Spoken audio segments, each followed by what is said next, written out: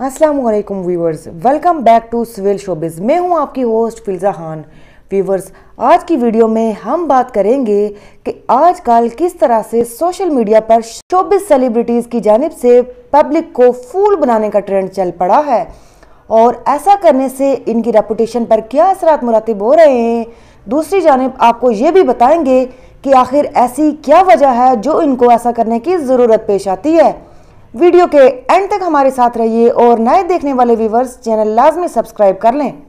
जी तो व्यूवर्स, सबसे पहले हम जिस अदाकारा की बात करेंगे वो हैं जानी मानी सबकी पहचानी सबा कमर, जिन्होंने एक बार फिर ब्लॉगर अजीम खान के साथ कबूल है का पैगाम जारी करके ड्रामा रचाया।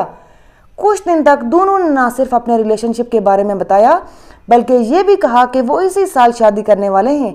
फिर एक दिन कबल सबा कमर ने खुद ही इस बात की तरदीद कर दी।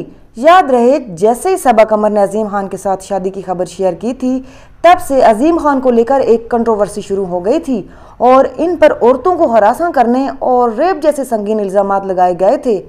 अब इस रिश्ते को स्टार्ट करने से पहले ही ख़त्म करने की रीज़न अजीम खान की हकीकत थी या ये इन दोनों की शोहरत हासिल करने के लिए एक मिली जुली प्लानिंग, कुछ नहीं कहा जा सकता। दूसरी जानिब हानिया आमिर ने भी पब्लिक के साथ अप्रैल फूलिंग प्रैंक के नाम पर शमून इस्माइल के साथ मंगनी का ड्रामा रचाया।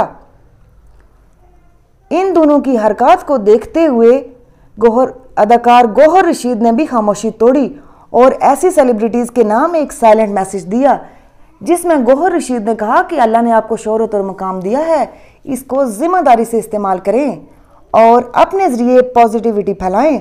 गौहर रशीद के इस पैगाम को पब्लिक की जानिब से खूब सराहा जा रहा है। कमेंट्स में आप देख भी सकते हैं। जी तो व्यूवर्स, क्या सेलिब्रिटीज़ को शोहरत की खातिर इस तरह की पब्लिक फूलिंग करनी चाहिए? अपनी राय का इजहार ज़रूर कीजिए। मिलते हैं किसी नई वीडियो के साथ, तब तक अल्लाह निगहबान।